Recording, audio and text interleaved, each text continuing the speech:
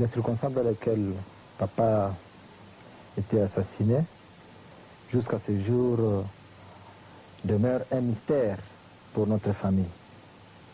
D'autant plus que la lumière sur cet ignoble assassinat tarde à venir suite à la participation très active de M. Joseph, l'actuel président de la République. Vous avez suivi comme moi les enquêtes sur l'assassinat de Laurent Désiré Kabila. Les enquêtes ont été bien sûr présidées par le procureur général de la République, mais sous influence des Zimbabwéens, alors que les Zimbabwéens n'avaient pas intérêt à chercher à connaître la vérité sur l'assassinat de Laurent Désiré Kabila, d'autant plus qu'eux étaient déjà au courant de tout, ils étaient au four au moulin.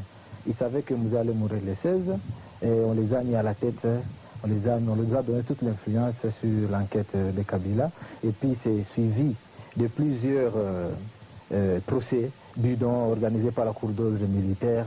Donc c'est pour dire que jusqu'à ce jour, cela reste pour nous un mystère. Et alors, puisqu'il en est ainsi...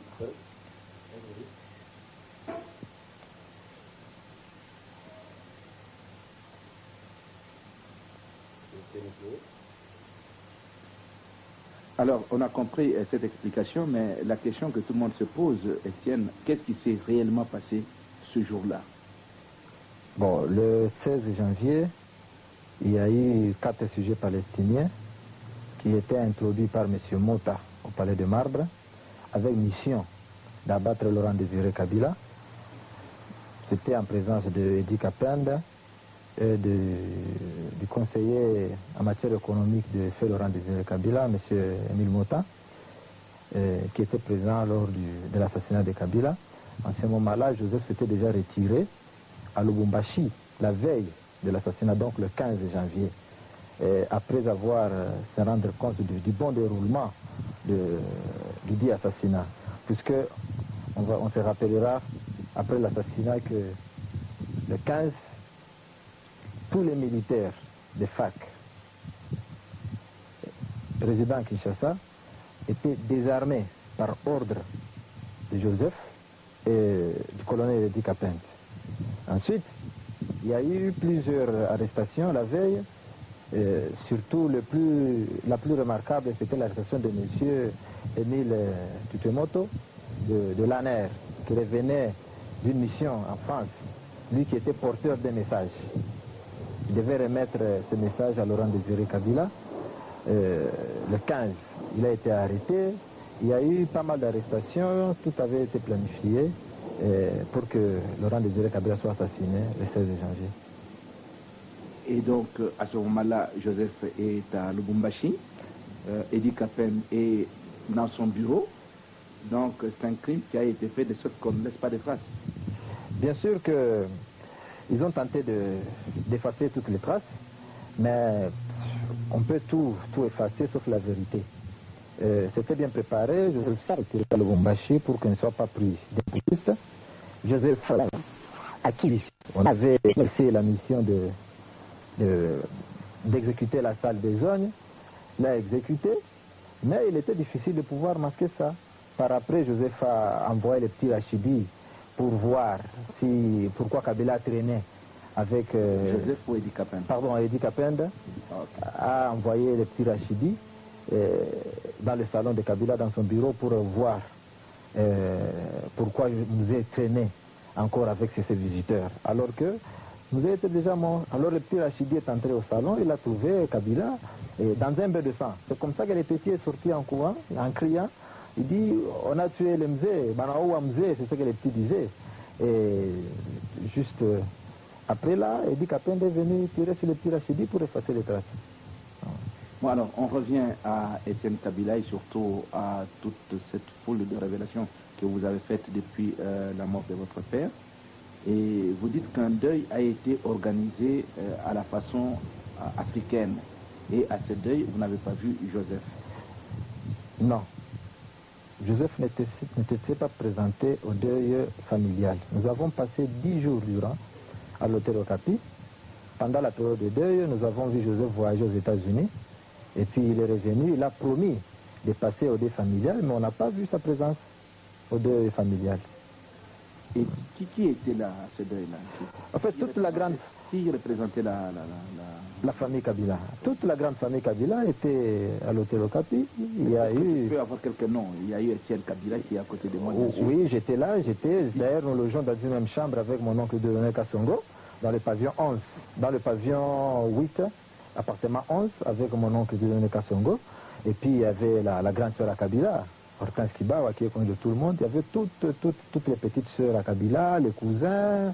Et les nièces, les tantes, tout le monde était là. Même, y compris notre chef coutumier de Ankoro, M. Dédé Kifoua, était aussi là. Donc nous étions tous là. Alors vous savez que quand on tient un deuil, il y a toujours quelqu'un qui dirige ce deuil-là. Qui était le chef de famille à ce moment-là? Bien sûr que le chef de famille, c'était Dieudonné Kassongo. Mais les deux étaient organisés, on a donné la coordination à le professeur Samba Caputo, qui était chargé de l'organisation de ce deuil-là. Et M. Kassongo dont vous parlez, qui il est dans la famille? Vous dites que c'est votre oncle, à quel degré? Oui, Dieudonné Kassongo, c'est le demi-frère à Kabila. Il est de la troisième femme du grand-père, si je ne m'abuse, de Nyota. Lui est deuxième de la famille, puisqu'il y a eu... Son aîné c'est Rita, après Rita c'est Dieudonné Kassongo, après Dieudonné Kassongo c'est Espérance, après Espérance c'est Salima, et leur cadet c'est Désiré Taratibou qui est décédé. C'est celui qui vous a donné le nom de Taratibou? Je n'ai pas eu ça de cet oncle-là qui est décédé, mais j'ai eu ça de mon père. Bien. Alors maintenant, on revient, le deuil se passe, Joseph n'est pas là. Et alors, est-ce que c'est à ce moment-là précis que vous avez eu l'idée de le déballer? En fait, nous n'avons pas eu l'idée de le déballer totalement. Cela veut dire que c'est par là que l'idée de mener des enquêtes à notre niveau naissait. Puisque Joseph, avec ses attributions du chef de l'État, nous avons compris qu'il avait toutes les prérogatives pour que la famille soit quand même informée des circonstances dans lesquelles leur leader, leur chef, il était le chef de famille, leur chef de famille est disparu. Alors, vu l'absence de Joseph, et puis on n'a pas lu les soucis de la disparition de Laurent Désiré Kabila, hein, Joseph, il s'intéressait plus à asseoir sa politique, son pouvoir, que de se rallier aussi aux soucis de la famille. On avait compris qu'il n'a pas totalement le souci de la disparition de Kabila. On dirait qu'il n'avait pas même le sang de Kabila. C'est par là que nous avons commencé à mener les investigations jusqu'à arriver à une conclusion que c'était lui l'organisateur de l'assassinat de Laurent. C'était encore plus grave. Plus grave, d'autant plus que lui qui a toutes les prérogatives pour que la justice soit faite sur l'assassinat de Kabila, lui s'est dit être le fils à Kabila, et c'est lui qui cherche à barricader, qui cherche à étouffer le procès sur l'assassinat de Kabila. Hein? J'espère que vous êtes journaliste, vous êtes informé, les reporters au centre pénitentiaire de Makala où se passe aujourd'hui les procès de Kabila ont été refoulés, mis à l'écart. Donc tout se passe comme sur, je ne sais pas, sur une scène de théâtre. Donc, alors, si je comprends bien, à partir de l'hôtel Okapi, il y a deux griefs qui sont faits pour Joseph, c'est-à-dire, la mort s'annonce, la mort est là, elle vous frappe, et lui est absent de la famille. Il n'y a pas de présence ni physique ni morale de Joseph pendant le deuil. Et après le deuil, vous vous rendez compte que lui, qui est maintenant chef de l'État, ne fait rien pour la manifestation de la vérité. Voilà les deux reproches. Tout à fait. Donc, lui, en tant que fils de Kabila, biologique ou adoptif, il est enfant de Laurent Désiré Kabila. S'il n'était pas putschiste, la justice serait déjà faite sur l'assassinat de Kabila. Par contre, c'est lui qui cherche à étouffer la justice sur l'assassinat de Laurent Désiré Kabila. C'est ça les premiers reproches. Et puis, bon, pour son pouvoir, il peut l'exercer comme il veut. On n'a pas à lui en tenir rigueur. Mais ce qui nous fait plus mal, c'est que lui, Joseph, qui a les prérogatives de faire de sorte que la justice puisse être tranchée sur l'assassinat de Kabila, est le premier à étouffer le procès sur l'assassinat de Laurent Désiré Kabila, a intimidé même les membres de la famille Kabila. Il s'est dit fils de Kabila, il n'a même pas de respect envers les petites sœurs à Kabila, envers les petits frères à Kabila. Il s'est dit être le fils de Kabila. C'est ce qui est le plus déplorable.